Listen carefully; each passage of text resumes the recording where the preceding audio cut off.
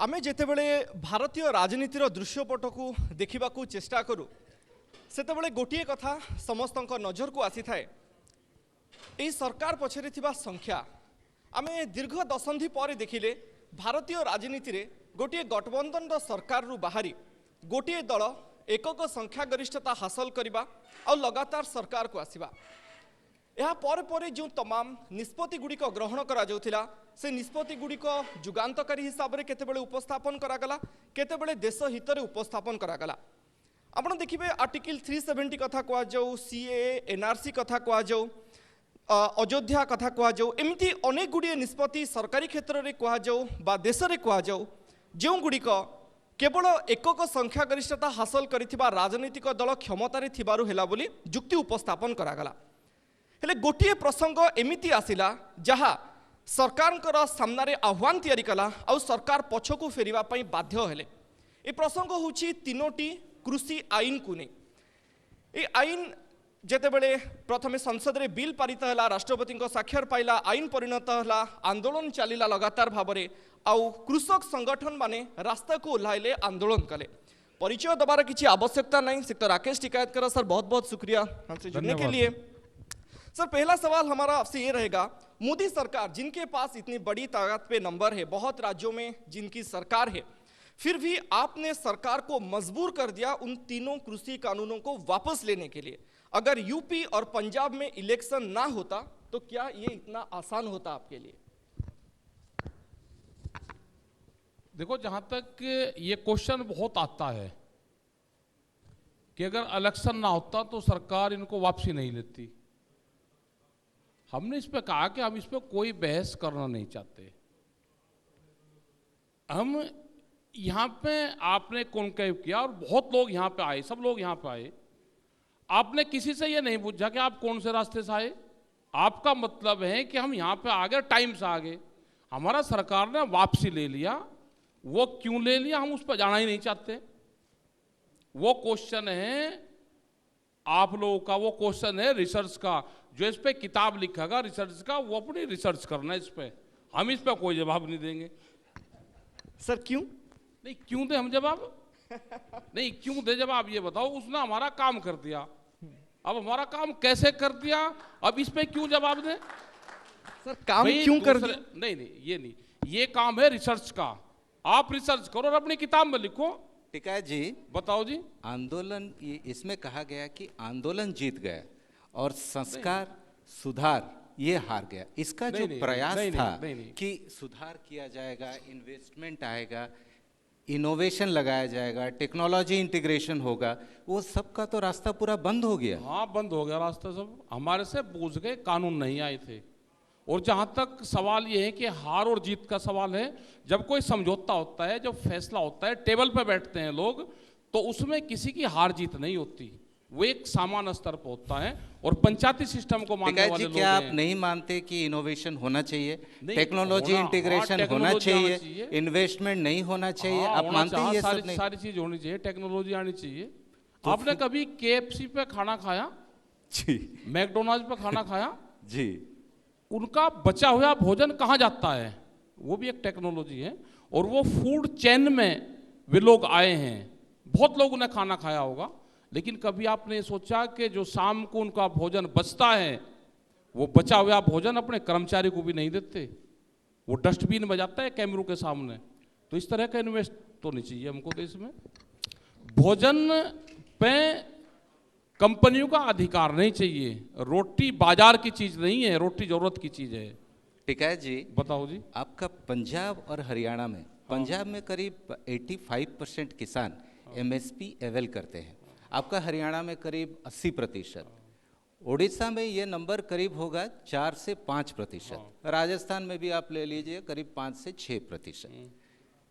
ये एमएसपी का जो फायदा है ये पंजाब और हरियाणा को ज़्यादा जाता है। ये बाकी कहीं स्टेट, उड़ीसा के लिए शायद इतना ज़्यादा इम्पोर्टेंट नहीं है, ये आप जानते हैं? नहीं, क्यों नहीं है? हमने ये कहा कि अब तक अवेल नहीं कर पाए यहाँ के किसान। बात तो सुन लो ना। अब तक एमएसपी की चर्चा भी कहीं नहीं हुई। ये आंदोलन उसके लिए था कि एमएसपी गारंटी कानून बने जी देश में। और यहाँ का भी जो किसान है उसको भी उसका लाभ मिले। 23 फसलें अभी भारत सरकार ने एमएसपी में रखी हुई है। जी अगर 23 फसलों की हम खरीद करते हैं पूरी, या कितने की वे फसलें होती हैं, वो करीब 12 लाख करोड़ रुपए की फसलें देश में होती हैं एमएसपी की। जी अगर 12 लाख करोड़ रुपए की फसलों को हम उसको बांट दें, जो ये बताते हैं ना कि बड़े बड़े साइंटिस्ट और वो बैठे हुए हैं लोग, और कि भारत सरकार को नुकसान होगा, एमएसपी से भारत सरकार को नुकसान नहीं है। एमएसपी से नुकसान है बड़ी बड़ी कंपनियों को, उनको नुकसान है। 12 लाख करोड़ रुपए की फसलें होती है, 4 लाख करोड़ रुपए की फसलें हम खुद कंज्यूम करते हैं, हम खाना खाते हैं। यहाँ पे चावल की खेती होती है तो चावल का इस्तेमाल करते हैं, मकई का इस्तेमाल करते हैं। ये देश में करीब करीब भारत सरकार को 13 लाख करोड़ खर्चा करना होगा अगर एमएसपी लागू तो होती। आप जैसे ज्ञानी आदमी तो उनको ज्ञान दे रहे मतलब ज्ञान तो देने वाले यही है ना। नहीं सर, और नहीं, ये 12 सही लाख है, करोड़ ये रुपए सही है की, या नहीं? नहीं गलत है। कैसे 12 लाख करोड़ रुपए की पूरी लागत की फसलें पैदा होती है देश में। अगर सब फसलें खरीदें और हम भी जो किसान पैदा करता है भारत सरकार से खरीदें तो 12 लाख करोड़ रुपए की पूरे देश में फसलें होती है। 4 लाख करोड़ रुपए की फसलें हम खुद कंज्यूम करते हैं, उसमें खाने का हो गया, हमारे पशुओं का हो गया, हमारे सीड का हो गया, और जो खराब होगी बची 8 लाख करोड़ रुपए की फसलें। 4 लाख करोड़ रुपए की फसलें सरकार खरीद करती है। जी ठीक है है जी, जी। आपके अरविंद हिसाब- पानागिरिया जी टाइम्स ऑफ इंडिया में एक लेख लिखे थे, शायद आपने उसे पढ़ा भी होगा। उनका ये बताना है trillions of rupees government of India को चाहिए अगर एमएसपी को कानून बना दिया जाता है। ओके, पहले उनका बता दूं मैं कि उन्होंने लेख लिखे, हाँ, वे कौन से स्कूल में पढ़े, यूनिवर्सिटी उनकी बता दूं। इकोनॉमिक्स के प्रोफेसर हैं। हाँ प्रोफेसर, उन्हीं प्रोफेसर को ही तो बता रहे हैं भाई, सुन लो। यहाँ कोई आदमी है कि जिसने हल चलाया हो? कोई एक आदमी नहीं चलाया किसी ने। और बताओ जिसने हल नहीं चला रखा उसको क्या बताए तू? अच्छा, तो उनको इकोनॉमी के बारे में कुछ भी नहीं भाई पता। मैं तो आपको बता रहा हूँ, आपने अगर हल लेकिन- चलाया हो तो मैं आपको बता दूं। हम तो गांव से भी आते हैं, और हमारा गांव भी से खेती आपने है। कोई आदमी है कि जिसने बैल से खेती करी हो, पशु से खेती करी हो? तो जिनका जमीन है, अरे हाँ सुन तो ले, आप जैसे लोगों ने बनाया, वे जो लेख छपे हुए, आप जैसे आदमी वे लेख छापे, इन्होंने लेख छापा, वे उस तरह की यूनिवर्सिटी में पढ़े हुए हैं जिन्होंने बैल जो बछड़ा होता है, गाय का बच्चा, वो कितने का दूध पीता है, उस दूध का हिसाब लगाया उन्होंने। तो- कि अगर दूध 2 लीटर पी रहा है, अगर यहाँ पे उसका रेट 50 रुपया है तो 100 रुपये का दूध पी गए, तो महीने में 3000 रुपये का दूध गाय का बच्चा पी गया। ये उन्होंने लेख लिख रखे, जो व्यापारी हैं उन्होंने लेख लिख रखे हैं। अच्छा ठीक है जी।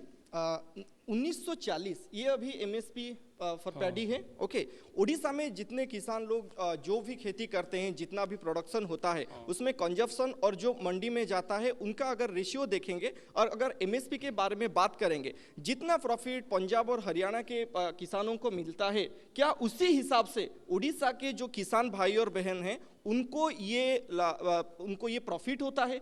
अगर होता है तो जिस तरह से हरियाणा, पंजाब और यूपी में हम किसानों भाई और बहनों की प्रोटेस्ट देखे, उड़ीसा में इस तरह से एक कंट्रीब्यूशन आपको क्यों नहीं मिला? हम ये जानना चाहते हैं। ये कह रहा है कि ये कानून इसलिए तो बनवाना चाहते थे, एमएसपी गारंटी कानून देश में बन जाए, उसके नीचे पे फसलों की खरीद ना हो, जो व्यापारी खरीद रहा है, जो उद्योग में ले जा रहा है, सरकार खरीद ले, सरकार को जितना खरीदना है वो खरीद ले। सरकार 4000 करोड़ रुपए के समथिंग खरीदती है, कम बत्ती हो सकता है। हाँ। उसमें से 1.5 लाख करोड़ रुपए की वो सस्ती खरीदती है, उसने 1400 रुपये पर क्विंटल में खरीद ली और उसने भारत सरकार को 2000 रुपये क्विंटल में बेच दी। तो 1.5 लाख करोड़ रुपया ये व्यापारी से आएगा, उद्योग धंधु से आएगा, उद्योगपति से आएगा। जो एकक आदमी, जो व्यापारी हैं, वो 40-40 हजार क्विंटल खरीदता है एकक। हम किसान अपनी 10 क्विंटल नहीं बेच सकते, 20 क्विंटल नहीं बेच सकते, तो वो मार्केट हमको भी बता दो। इसीलिए तो कानून चाहिए था, एमएसपी गारंटी कानून हो जाएगा, जो भारत सरकार का मिनिमम सपोर्ट प्राइस है उसके नीचे पे खरीद ना हो। यही तो आंदोलन है। टिकाई जी, जो छोटे किसान हैं जिनके जमीन 2 हेक्टेयर से कम है या 1.5 हेक्टेयर से कम है, उनका फसल कम है और उनको एमएसपी ज़्यादा अवेल नहीं कर पाते हैं वो लोग। और जो बड़े किसान हैं जिनके पास बहुत सारे ज़मीन है, बड़े फसल हैं, वो ज़्यादा फायदा लेते हैं एमएसपी का, ऐसा एक हिसाब कहता है। कह रहा है कि किसान तो छोटा हो या बड़ा हो, जब एक बार भारत सरकार उसको लेवल पे ले आएगी, और खाली ये नहीं, बड़े किसानों को ज्यादा फायदा होगा, ऐसा है क्या? अभी तो ये बात तो सुन लो ना, अभी तो एक ही चीज एमएसपी पे ही तो बात हुई जी। अभी मार्केट रेट पे बात नहीं हुई, अभी C2+50 वाले फार्मूले पे बात नहीं हुई। आप मार्केट रेट दिलवा दो ना, आप मार्केट रेट दिलवा दो, हमको किसी चीज की जरूरत ही नहीं है ना। ये जो एग्रीकल्चर मिनिस्ट्री है ना इसकी जरूरत है। 1967 में पहली बार देश में एमएसपी लागू हुई जी। जो गेहूं कनक का जो रेट था वो 76 रुपये पर क्विंटल था। लगा लेना हिसाब भाई सब।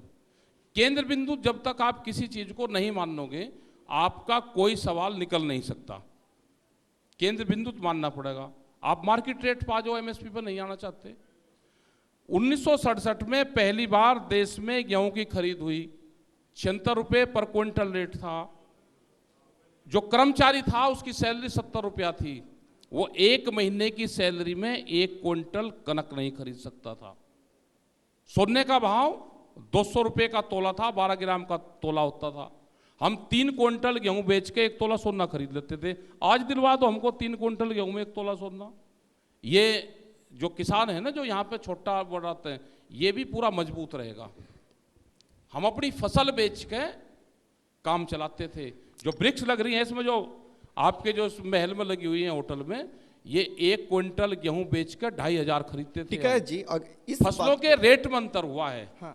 उनकी कीमतें नहीं बढ़ी, देश में मार्केट ऊपर गया, कीमतें किसान की कीमतें कम रही है, इसलिए पूर्ण रूप से ये सही बात हो रही है। ये सही बात है तो टिकायत जी। इसके लिए तो इनोवेशन चाहिए, इन्वेस्टमेंट चाहिए, चाहिए। जिसके लिए किसान भाई और बहनों के लिए कोई आगे बेहतर तो उसके लिए क्या रास्ता होगा, निकालने की बेहतर जरूरत रास्ता है बताओ। कि अच्छा, नहीं? तो क्या आपके बेहतर हिसाब होगा? से तो मतलब जमीन छीनने का प्लान है इनका? कैसे कैसे? नहीं, और क्या प्लान है? देखिए, अगर नहीं, हम नहीं, कॉन्ट्रैक्ट बताओ। फार्मिंग बनाते हैं, ठीक है, हम आएंगे किसान भाई से बोलेंगे कि आपकी जो खेती है इसमें से इतनी आपको अनाज आप लाएंगे, प्रोडक्शन होगा, उसको हम खरीदेंगे, ठीक वो है। क्या करेगा फिर? आपने उसकी खेती ले ली। हाँ, वो खेती क्या कैसे काम ले ली? करेगा? हम उसके लिए कॉन्ट्रैक्ट कर रहे हैं कि उसके जो उपज है उसको खरीदेंगे, हम उसकी खेती को नहीं ले जा रहे हैं। अच्छा, वहाँ पे पंजाब में उसका किया था कोका कोला ने, हाँ। आलू का, पटाटो का किया था, एक बार उसकी जानकारी कर लो। तो जिस तरह से ले लो ना एक बार, करो नहीं, तो मैं बोलते हैं। उसी हिसाब से एक एग्जांपल आपको दूंगा। दो, जब रिलायंस फ्रेश ओडिशा में अपने नए नए आउटलेट खोलने वाले थे, तभी ओडिशा में एक प्रोटेस्ट हुआ कि यहाँ के जो छोटे छोटे व्यापारी हैं उनका क्या होगा। आज भी वो लोग भी हैं और रिलायंस फ्रेश भी है, जिसको जहां पे जाना है वो लोग वहां पे जाते हैं और खरीदारी करते हैं। मैं कह रहा उसी कि हिसाब से तो सबका डेवलपमेंट ही खरीद हुआ लो ना। ने, सबका डेवलपमेंट कर देगा, खरीद लो। मैंने किसने करा? तो खरीद लो। आपको बताना भी है ना। नहीं बताना। ये जो रेहड़ी पटड़ी वाले हैं, अगला टारगेट इन्हीं का, तो 4.5 करोड़ लोग हैं जो रेहड़ी पटड़ी पे अपना गुजारा बसर करते हैं। नहीं सर, मेरा सवाल ये नहीं था। अरे मेरा सवाल क्यों नहीं है आपका? आप सवाल नहीं बताओगे? नहीं हमको नहीं पता नहीं सर, मेरा सवाल भाई था। ये रिलायंस फ्लैश खोल लोगे, हाँ। जो रेहड़ी पटड़ी पे सस्ता माल खरीदकर सस्ते में बेचता है, उसका मार्केट पता कितना देश में? वे हर साप्ताहिक बाजार लगाते हैं। जो 2 रुपए का सिंदूर और 2 रुपए की चीजें आती हैं, वो 120 रुपए की मिलेगी, शीशे के बीच में रहती है। खुलवा लो आप। तो जिनको खरीदना है वो रिलायंस फ्रेश नहीं, जाते हैं, खरीद- जिनको ओपन मार्केट अरे, से खरीदना है वो वहां भी मैं जाते कह हैं। रहा कि जो कंपनी वाले हैं उसका खरीदार दूसरा है। हाँ। जो गांव का आदमी वो खरीद लगा क्या उसमें से? रिलायंस फ्लैश में से खरीद लगा? तो वो तो उस पर से खरीदता है जो साप्ताहिक बाजार लगता है कि मेरे यहाँ पे बाजार लगेगा 8 दिन में, वो 8 दिन का सामान खरीद कर लेकर जाता है वो। तो सर आपके हिसाब से 4.5 ट्रेडिशनल करोड़ खेती ही चलना चाहिए। 4.5 करोड़ लोग उससे प्रभावित होंगे। सर, ये जो बड़ी कंपनी आ रही है ना, वो उनको भी बर्बाद करना चाहती है। सर आपके हिसाब से ट्रेडिशनल खेती चलनी चाहिए या फिर इन्वेस्टमेंट हमने कह इनोवेशन रहा है कि चाहिए? करा लो ना, कौन मने कर रहा है? करवाओ। तो कैसे होगा आप बताइए। आपको नहीं, रास्ते होगा। निकालने होंगे टिकायत जी। आपको करवाओ। ही रास्ता सबकी- निकालना है। सबकी खरीद कर रही है क्या वे? टिकायत जी, देखो, सुधार करना पड़ेगा सरकारों को। सुधार खाली भाव से नहीं होगा, सुधार होगा सड़कें बनाने से, सुधार होगा वहां पे मेडिकल फैसिलिटी देने से, सुधार होगा उनको एजुकेशन देने से। एमएसपी की एक एग्जांपल, एक बार यूएस में वो एक्सपेरिमेंट हुआ था जो आप भी देखे होंगे, पढ़े होंगे। 1977 में हाँ। पनीर मिल्क फार्मर्स को तभी घाटा हो रहा था और सरकार ने क्या किया, पनीर पर एमएसपी लागू किया। इतना ज़्यादा पनीर प्रोडक्शन होने लगा कि वेयर हाउस में रखने पड़े, गोदाम में रखने पड़े, स्कूलों में रखने पड़े, 35 स्टेट्स में रखने पड़े, क्योंकि इतना ज़्यादा प्रोडक्शन हो गया। और बहुत सारा खर्चा उस पर सरकार का लगा। एक बार तो ऐसा भी सोचा गया कि उसको समुद्र में लेके फेंकना पड़े, क्योंकि डिमांड सप्लाई बहुत ज़्यादा हो गया और डिमांड था नहीं। तो ऐसा एक सिचुएशन पैदा हुआ। उसके बाद 81 में जब रीगन आए तब उसको बंद किए। ऐसा एक सिचुएशन वहां पर हमने हुआ भी था। सुझाव दिए हैं। जी, देश में कृषि मंत्रालय नहीं है। कोई मान सकता है कि देश में कृषि मंत्रालय नहीं है? है ही नहीं। कृषि के 18 मंत्री हैं। ठीक है जी। साइंस एंड टेक्नोलॉजी अलग है। आप बताओ साइंस एंड टेक्नोलॉजी का एग्रीकल्चर से क्या संबंध है? ठीक है जी। फर्टिलाइजर मिनिस्ट्री अलग है, रेलवे अलग है, विदेश मंत्रालय अलग है, ये सारे उसमें आते हैं। हमने ये कहा भारत सरकार, ये एमएसपी पे ऐसा होने का चांसेस है क्या? बहुत ज्यादा धान आ जाएंगे, बहुत ज्यादा चावल, बहुत ज्यादा गेहूं, जरूरत नहीं है यहाँ पर। अगर ऐसा अरे सुन तो लो, हम बता तो आप राड ये हैं कि सुनते नहीं कोई से भी। भाई आप भी तो भर्ती कर रखे सारे विभागों का जांच आप ही करते हो। एग्रीकल्चर के अलग होने चाहिए, फाइनेंशियल के अलग होने चाहिए, डॉक्टरी पेशे के आप होने चाहिए, लेकिन यहाँ पे भी भर्ती एक ही कर रखे, सबसे सवाल आप ही कर रहे। हमने, आप समझ लो पहले, देश में एग्रीकल्चर मिनिस्ट्री नहीं है। ध्यान से सुन लेना भाई सब। 18 मिनिस्ट्री एग्रीकल्चर सेक्टर को देखती है। हमने ये कहा कि उनकी एक एग्रीकल्चर कैबिनेट बने। देश में कितनी जनसंख्या है, कितने हमारे पास में प्रोडक्ट तैयार होते हैं, धान की कितनी खपत है, कितने हमारे देश में धान का उत्पादन होता है, उसका डाटा हमारे पास में नहीं है। इसलिए ये ज़्यादा हो रहा है, एक्सेस हो रहा। सरकार को चाहिए ना कि कंट्रोल करे उसको, दूसरे उस पर लेकर जाए। अब किसान नहीं है कि धान की कीमत ज़्यादा होगी उसने धान लगा दिया, कभी मक्का की कीमत ज़्यादा होगी उसने मक्का लगा दिया, कभी आलू की कीमत ज़्यादा होगी उसने आलू लगा दिया। किसान अपने आप कर रहा है, सरकार का कोई सहयोग नहीं है किसी का भी। सरकार का सहयोग ये है किसान नुकसान में जाए, इनकी जमीनें छीनने का प्लान बनाओ, ये है सरकार की पॉलिसी। अभी जो प्रोसेस है टिकायत जी, जो मेरे सहयोगी जो सवाल रख रहे थे आपको, अगर हर कोई सिर्फ पैडी को अपनी खेती करने लगी तो फिर उसके बाद क्या होगा? एफसीआई के जो गोदाम हैं वो भी फुल है। उड़ीसा सरकार की डिमांड है, हमारे यहाँ पे जो हम जो खरीद रहे हैं उसको केंद्र सरकार नहीं ले रही, तो कहाँ पे रखेंगे, क्या करेंगे, सब्सिडी में कितने चावल देंगे, क्या होगा आगे? मैं ये आदमी को तो समझा सकूं, अब तो बताया आपको। भाई बताया क्या मैंने? हमने ये बताया कि एग्रीकल्चर डिपार्टमेंट 18 मिनिस्ट्री है, कितनी हमारी खपत है, कितनी हमारी पैदावार है, वो डाटा हमारे पास में नहीं है, यही तो बता रहे। तो उड़ीसा में भी तो वही चीज हो रहा है। अरे तो पूरे देश में होगा, उड़ीसा में भी यही होगा। उड़ीसा में भी 18 मंत्रालय हैं जो एग्रीकल्चर पे काम करते हैं। यहाँ पे लेकिन तो जब एग्रीकल्चर कैबिनेट भी है, तो इसके हिसाब से तो समस्या समाधान हो जाना चाहिए। अकेली कैबिनेट नहीं है, मंत्री होता है उसका, जो भारत सरकार बनाएगी उसकी नेशनल एग्रीकल्चर पॉलिसी बनेगी, वो 25 साल की पॉलिसी होगी। उसमें खाली मंत्रालय नहीं होंगे, पक्ष और विपक्ष दोनों होंगे, सब बैठा के एक पॉलिसी देश में बनानी पड़ेगी। सरकार किसी की भी आओ, पॉलिसी पे उस पर काम करना पड़ेगा। उसमें हेल्थ का भी आएगा, एजुकेशन का भी आएगा, उसमें रूरल डेवलपमेंट का भी आएगा, उसमें सब चीजें आएगी। ठीक है जी। जी, आपका आंदोलन के बारे में एक सवाल करना हाँ, चाहेंगे। करो, जैसे आंदोलन के बारे में जरूरी है। नहीं, बहुत सही था। जब लखीमपुर खीरी इंसिडेंट हुआ, और आपका जब लाल किले पर आपके किसान कहीं घुस गया, झंडा गाड़ दिया ना, कहीं नहीं गाड़ा झंडा। अरे टिका जी, जो भी हुआ है, उसके बाद क्या हुआ? लेकिन आपने अपने आंदोलन को, उसका लक्ष्य इधर उधर जाने नहीं दिया। आप आंदोलन को सही रास्ते पर डटे रहे। आपका जो डिमांड था कि 3 कृषि आइन उसका वापसी हो, उसी में डटे रहे आप। मतलब आप सही दिशा दिए आंदोलन को, इसलिए एक लंबा आंदोलन चला और सरकार को आप मजबूर किए। ये कैसे करते थे आप? ये संगठन कैसे चलाते थे? ये आंदोलन कैसे चलाते थे, इतने लोगों को लेके, इतना किसानों के लिए? हम, एक तो सबसे बड़ी चीज है कि हमारा आंदोलन हिंसक नहीं होता। अगर कोई डला उठाता है तो हमने साफ कह दिया कि कोई डला उठाएगा, कोई करेगा, उसकी व्यक्तिगत जिम्मेदारी है, आंदोलन की कोई जिम्मेदारी हमारी नहीं है। हम बैठना है किसी के बाहर, भूख हड़ताल नहीं करते, बैठ जाओ भाई, किसी के बाहर बैठना, बैठ जाओ, कहना कुछ नहीं है। ये लंबा चलेगा आंदोलन, तो शांतिपूर्ण तरीके से बैठे, शिफ्ट वाइज हमने काम किया। और ये लंबा चला आंदोलन, और ये कितना भी लंबा चलता देश का किसान इसको चलाता। इसमें सब लोगों का सहयोग रहा, यूथ इसमें बहुत आया अब की बार, महिलाएं आई, बच्चे आए, प्रेस के लोगों का बड़ा साथ इसमें रहा। हर रोज प्रेस ने, मीडिया ने, इलेक्ट्रॉनिक मीडिया हो, प्रिंट मीडिया हो, उसने हर रोज इस खबर को दिखाया। सरकारों की जालसाजी से बचने की कोशिश करी हमने। हमको पता था कि सरकार एक पार भी रखती है तो धोखा और बेईमानी पर रखती है, जालसाजी पर रखती है।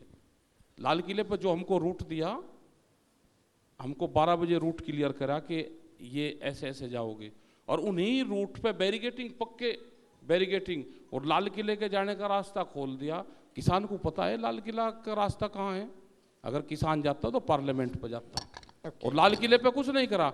लाल किले पे 7,000 जवान हमारे शहीद हुए आज से 100-150 साल पहले लाल किला बचाने के लिए, और अब तो उसको दे दिया ना लाल किला, तो बेच दिया अभी है।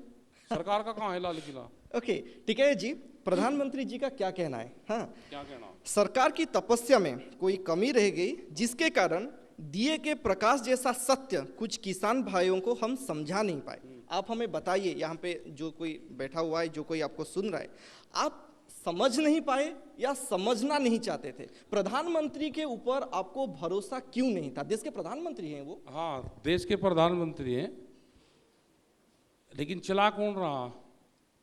कौन चला रहा है? कंपनी। कौन सी कंपनी? कंपनी चला रही भाई। कौन सी कंपनी? अडानी अंबानी चला रही। कैसे? अरे कैसे, किसको नहीं पता? पूरा देश बेचकर उनके हवाले कर दिया, किसको नहीं पता? ये तो सिर्फ एक परसेप्शन है। नहीं नहीं, ऐसा नहीं है, आपको बताना भी चाहिए। ऐसा नहीं है, सब बिक गया है। ऑर्डिनेंस फैक्ट्रियां बिक गई, किसको गई भाई? पता भी चला है क्या देश को? अच्छा, सब बिक गई, सब बिक गई। रिलायंस बिक रहा है, रिलायंस, और ये खरीदे, रिलायंस वाले ने गुजरात में 60 गांव की जमीन खरीदी, आम की खेती होती थी। बॉम्बे में बैठने वाले लोग आम की खेती गुजरात में करेंगे, वे फायदे में होंगे, उसी गांव के लोग खेती करेंगे, वे नुकसान में होंगे। कौन सा फार्मूला है? जबरदस्ती खरीद लिया। किसने खरीदा? और जबरदस्ती खरीद लिया कंपनियों ने? जबरदस्ती नहीं सर, हम यहाँ पे देखते हैं, एक एग्जाम्पल आपको देंगे। पोस्को यहाँ पे आया था इंडस्ट्री लगाने के लिए। यहाँ के जो लोग हैं उन्होंने इतना बड़ा प्रोटेस्ट किया, कंपनी को वापस जाना पड़ा। तो अगर जिस तरह से मनमोहन सिंह के ऑफिस से उसको क्लियरेंस मिला था, फॉरेन डायरेक्ट इन्वेस्टमेंट सबसे ज्यादा आया था, उसी हिसाब से तो पोस्को अभी तक यहाँ पे एग्जीक्यूट हो जाने वाला था, लेकिन वो नहीं हुआ। लोगों ने प्रोटेस्ट किया, कंपनी वापस गया। तो उसी हिसाब से अगर देखेंगे, अगर कंपनी को प्रोटेस्ट करेंगे तो फिर बहुत कुछ ज्यादा होगा। गुजरात में गए कभी? हाँ सर, गया था इलेक्शन के कवरेज के लिए। अच्छा, वैसे जाओ एक बार गांव में, गुजरात मुक्ति अभियान चलाना पड़ेगा देश की जनता को। जाओ एक बार, गुजरात मुक्ति अभियान। गुजरात मुक्ति अभियान, हम गए गुजरात में, वहां पर रोड वो हो रहा था, किसी आदमी की हिम्मत ये नहीं थी कि हमारा ऐसे हाथ उठाकर समर्थन करते, ऐसे थे।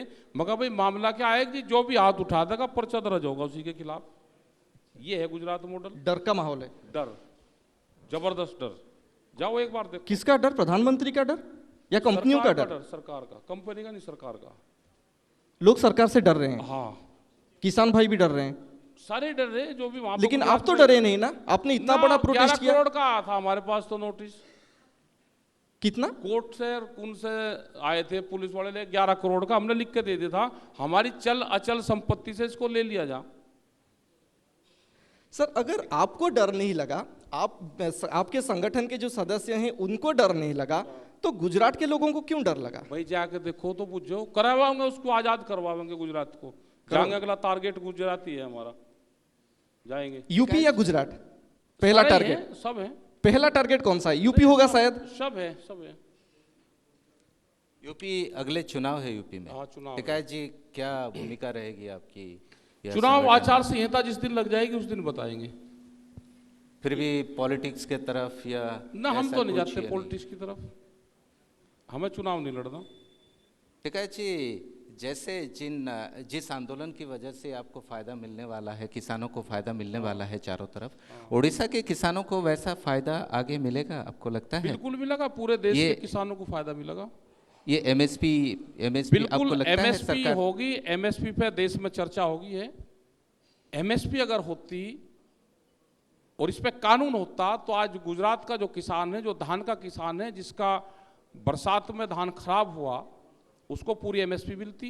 एथनॉल बढ़ना चाहिए, जो फ्यूल है वो बढ़ना चाहिए। 4 फसलों पे भारत सरकार को लिख के दिया है इसमें, वो मक्का है, राइस है, व्हीट है और शुगर, इनसे बच जाएगा तो इसका किसान कुछ फायदे में हो जाएगा। और एमएसपी, ऑल फसलों पे एमएसपी होनी चाहिए, वो वेजिटेबल्स की हो, वो चाहे मछली हो। लगता है सरकार मान जाएगी और 23 फसलों पर मानने एमएसपी के लिए आए ना, मानने की नहीं तो फिर से आंदोलन में उतरेंगे। फिर आंदोलन, ये तो आंदोलन की ट्रेनिंग ही तो हुई, भी आंदोलन हुआ कहाँ? ये 13 महीने की आंदोलन की ट्रेनिंग हुई है। ये टीजर था, हैं? ये टीजर था, हाँ, ट्रेलर था, फिल्म आगे रिलीज नहीं, होगी। नहीं, ट्रेलर नहीं, ट्रेनिंग ट्रेनिंग थी, ओके। ट्रेनिंग हुई। ठीक है जी। देश के सर्वोच्च न्यायालय के द्वारा गठित कमेटी के मेंबर जो थे अनिल घनवत जी, उनका एक स्टेटमेंट आया था जब प्रधानमंत्री जी ने तीनों कानून वापस लेने के लिए घोषणा की थी। उन्होंने कहा था कि ये एक राजनीतिक फैसला रहा जो किसानों के हित में नहीं है। हाँ, उन्होंने सुप्रीम कोर्ट से ये अपील की कि उनका जो रिकमेंडेशन है कमेटी के, उसको सार्वजनिक किया जाए, पब्लिक डोमेन में उसको छोड़ दिया जाए। तो हमें आप बताइए, आपका जो डिसीजन है, आपका जो आंदोलन है, ये किसानों के हित के लिए है या नहीं? हमने कहा कि जो घनवट हैं ये कौन सी स्कूल में पढ़े, वही तो बता था मैंने सर, आपको। उनको तो सुप्रीम कोर्ट ने बनाया था ना कमेटी को। कहाँ सुप्रीम कोर्ट को भी बीच में जा रहे, किसने नहीं दिया सुप्रीम कोर्ट को ने? हाँ, वे तीनों लोग वे थे, चारों लोग, हाँ। जो भारत सरकार ने सुप्रीम कोर्ट को दिया था, राइट। उन्होंने सुप्रीम कोर्ट ना क्या कर दिया, लो भाई है तो वे उस क्लास के पढ़े हुए हैं जो गाय के बच्चे के दूध का हिसाब रखते हैं, वे उसी क्लास के घनवटर। तो अरविंद पानागिरिया जी और घनवत सब जी एक उसी ही के स्कूल हैं, के सब स्टूडेंट एक ही हैं। स्कूल के, एक ही यूनिवर्सिटी के हैं वे सब। तो जो कोई भी आपके जो संगठन के आंदोलन के जो मोटिव है उसके खिलाफ बोलेंगे तो उनको कुछ नहीं पता, सिर्फ आप और आपके संगठन को पता है। वे महाराष्ट्र से हैं। शरद जोशी का एक बड़ा किसान संगठन वहां पर रहा। शरद जोशी मल्टीनेशनल कंपनियों की सपोर्ट करते थे हमेशा, उसी क्लास के पढ़े हुए हैं वे। तो जोन साहब भाई जिस क्लास में पढ़ेगा उसी की तो बात करेगा। अच्छा, हाँ। सर और दो बात हाँ, दो एमएसपी के बारे में, पंजाब के बारे में थोड़ा बात करेंगे। पंजाब में जिस दिन ये कानून के बारे में चर्चा हुई, उस दिन केंद्र सरकार में मंत्री रहे अकाली दल के, उन्होंने कैबिनेट से रिजाइन कर दिया। उनके पीछे एक वजह ये बताई गई कि जो प्रॉफिट उनको होने वाला है, जो प्रॉफिट वहां पे कुछ बिचौलियों को होने वाला है, उनको ये दिक्कत सबसे ज्यादा है किसान भाइयों से अलग। इसके लिए उन्होंने प्रोटेस्ट ज्यादा बड़े तादाद पे उन्होंने प्रोटेस्ट किया और ज्यादा से ज्यादा किसान सिर्फ पंजाब और हरियाणा से आए क्योंकि उनको ज्यादा से ज्यादा लॉस होने वाला था। क्या ये सही था? पंजाब में और पूरे देश में जब ये कानून आए, आंदोलन शुरू हो गया था। पंजाब में वे लोग सड़कों पे बैठ गए थे और हम लोग प्रदर्शन एक दिन के करते थे।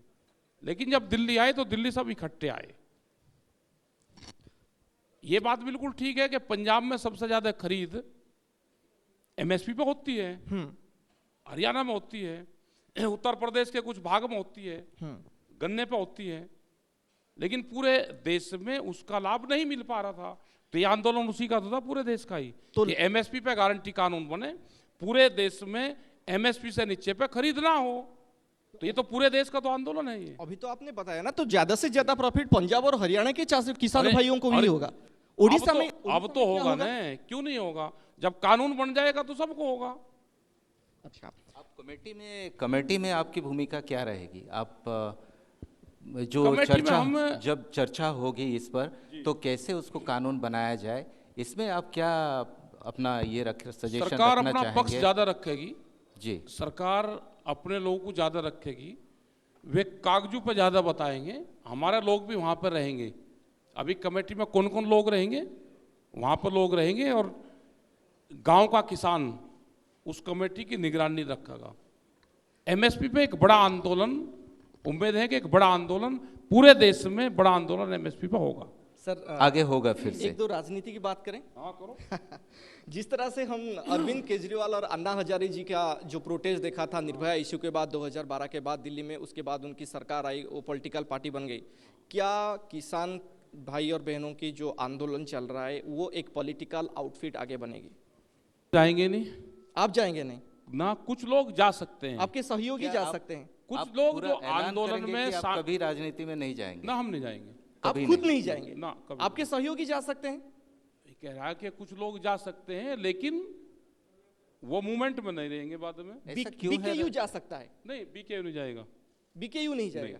ऐसा क्यों है राकेश टिकायत जी कि आप कभी राजनीति में नहीं ना, आएंगे? हम ये सड़क वाली राजनीति ठीक पहले है। तो थे आप राजनीति में, ना, चुनाव लड़कर देखा था चुनाव लड़े हमने। थे। हाँ, लड़े चुनाव हमने, जनता ने हमको वोट नहीं दी थी।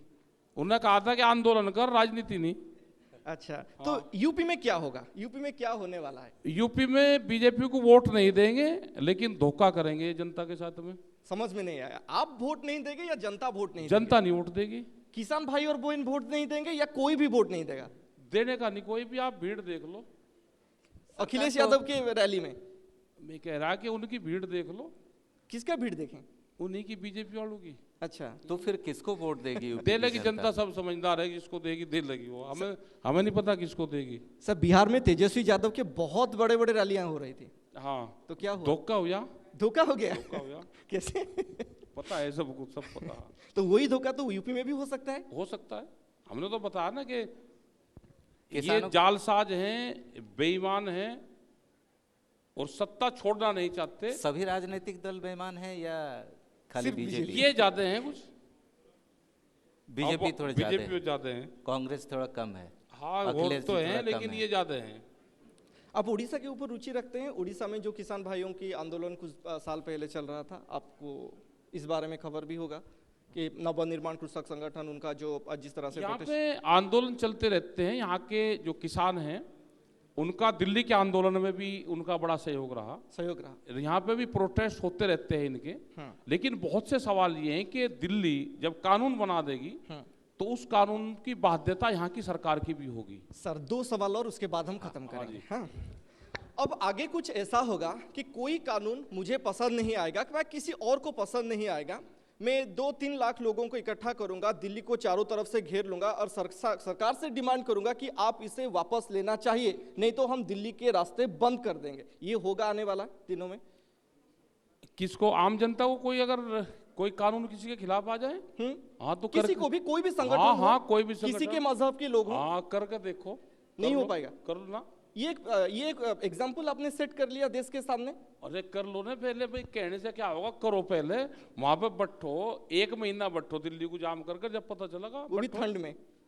सारी चीज में बैठो ना, कभी भी बैठ लो। अच्छा, हाँ। ओके, मेरे तरफ से लास्ट क्वेश्चन आपके लिए। अगर एमएसपी कानून बन जाता है तो कोई भी किसान आगे आत्महत्या नहीं करेगी, कोई भी किसान के जो प्रॉफिट है वो 2 गुना हो जाएगी। ये सब आप गारंटी दे सकते हैं कमेटी के बारे में, कमेटी के साथ आलोचना के बाद? गारंटी दे सकते हैं कि 1967 को आधार वर्ष मान के जिस हिसाब से देश में मार्केट बढ़ा है, जिस हिसाब से देश में दूसरों की तनख्वाहें बढ़ी हैं, उसी हिसाब से हमारे फसलों के रेट बढ़ा, तो हम गारंटी दे देंगे। अच्छा, आपने कहा बिजली के दर पर अब फिर आंदोलन करेंगे। बिजली उत्तर प्रदेश में सबसे महंगी है, हरियाणा उन्हीं का स्टेट है, वहाँ पे 35 रुपये हाउस पावर है, उत्तर प्रदेश में 175 है। ये तो जनता करेगी आंदोलन, हम कौन है करने वाले? जनता करेगी आंदोलन। कानून वापसी हो गई, किसानों की घर वापसी हो गई, अब आगे क्या? आगे अपना काम करेंगे भाई, कैसा हम अपना काम? खेती करेंगे, वो करेंगे। जहाँ किसी की समस्या होगी पूरे देश में वहाँ पर जाएंगे। कमेटी में हम एक आशा करेंगे कि एक निष्कर्ष आएगा सरकार आलोचना के बाद। अभी सरकार धोखेबाजी करेगी अभी। आपको आंदोलनजीवी बताएंगे? हाँ, उपद्रवी हमें बताएंगे? हमें तो कुछ ही बता लो। क्या आप आंदोलनजीवी हैं? अब भाई कुछ ही बता लो, आंदोलन जीवी बता लो, हमको कुछ ही बता लो। उपद्रवी भी बता रहे हैं? ना, उपद्रवी नहीं हम, ये उपद्रवी काम- नहीं ये है, नहीं काम। आंदोलनजीवी हैं। आंदोलन करते हैं, उपद्रव नहीं हम करते। आप बहुत बहुत शुक्रिया टिकायत जी, धन्यवाद हमसे जी। बात करने के लिए। 15 साल पुराना Thank ट्रैक्टर you. भी यहाँ पे भी बंद होगा। 10 साल पुराना सरकार की पॉलिसी आ रही कि 10 साल पुराने ट्रैक्टर नहीं चलेंगे। सर हम भी गांव से आते हैं, हमारा भी खेत है, हमारी भी वहाँ पे खेती हो रही है, कितना प्रॉफिट हो रहा है, कितना हो रहा है, हमें भी सब कुछ पता है। और आगे भी हम आशा करेंगे कि जो भी हो, जो भी निष्कर्ष निकले, किसानों के हित के लिए निकले। लेकिन किसान तो एक भी नहीं बुला रखा है यहाँ पे आपने। सर बहुत सारे किसान हैं। और कोई से नहीं चला रखा। ओके सर, 2 क्वेश्चन लेंगे आपके लिए, ऑडियंस से 2 क्वेश्चन हाँ, लेंगे। ले लो। एक क्वेश्चन माइक माइक सिर्फ दे 2 दो भाई। क्वेश्चन सर आपके लिए।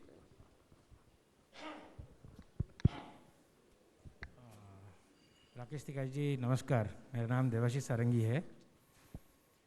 पहले आपको धन्यवाद, आपने किसान के ऊपर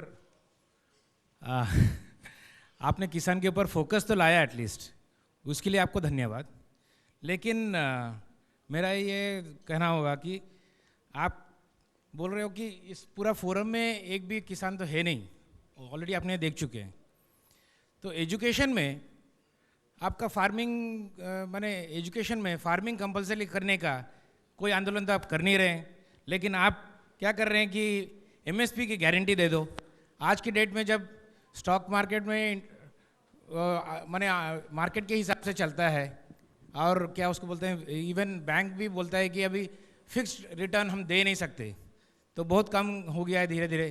तो मार्केट ड्रिवन इकोनॉमी तो होनी ही चाहिए, जैसे भी जितना सप्लाई होगा, जितना डिमांड होगा, उसके हिसाब से चलेगा।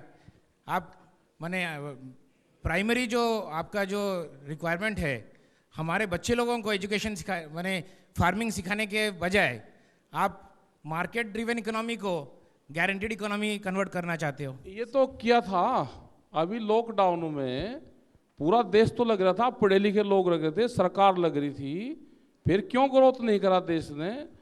भूख से तो नहीं कोई मरने दिया।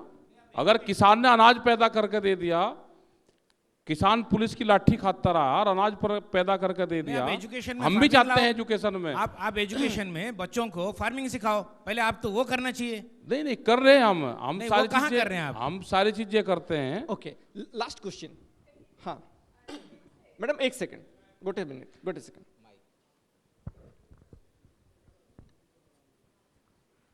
मैडम क्वेश्चन के बड़ा रखिए। नमस्ते टिकायत जी, मेरा सवाल है कि आपने जो पूरा आंदोलन किया उसके बीच में आपकी कौन सी यादें मतलब अभी तक आपके दिल में है, जो बहुत बुरा याद, मतलब ऐसा आप कभी ज़िंदगी में सोचे नहीं थे, वो याद आपके अगर शेयर कर सकते हैं हमारे साथ तो बहुत अच्छा लगेगा।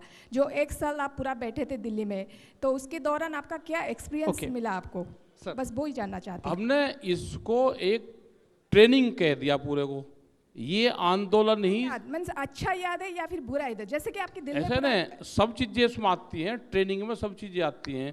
जब उसका ट्रेनिंग रूप दे दिया तो अच्छाई बुराई सब चीज उसमें आ गई, और एक बाद में संघर्ष से समाधान की तरफ गया और एक समझौता हो गया, तो उसमें सब चीज आ जाती है। तो जो इस पर रिसर्च करेगा वो उसका सब्जेक्ट है, वो उस पर रिसर्च करे। जी हम ये धन्यवाद। भी आशा करेंगे वो रिसर्च आप ही कंप्लीट करें, एक बुक पब्लिश करें। बहुत बहुत धन्यवाद, बहुत बहुत धन्यवाद शुक्रिया टिकायत जी हमसे जय बात हिंद, करने के लिए, बहुत बहुत जय शुक्रिया। भारत, जय उड़ीसा, धन्यवाद।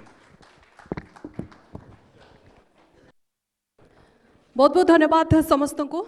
चलित वर्ष निजर मत मंतव्य और आभिमुख्य न्यूज मेकर पाल्टी जाइछंती राकेश टिकायत। राकेश टिकायत को संबर्धित करने मंच उपर को आमंत्रण करने अनुरोध करी सौम्यरंजन पट्टनायक को। कुछ दे तो दो भाई।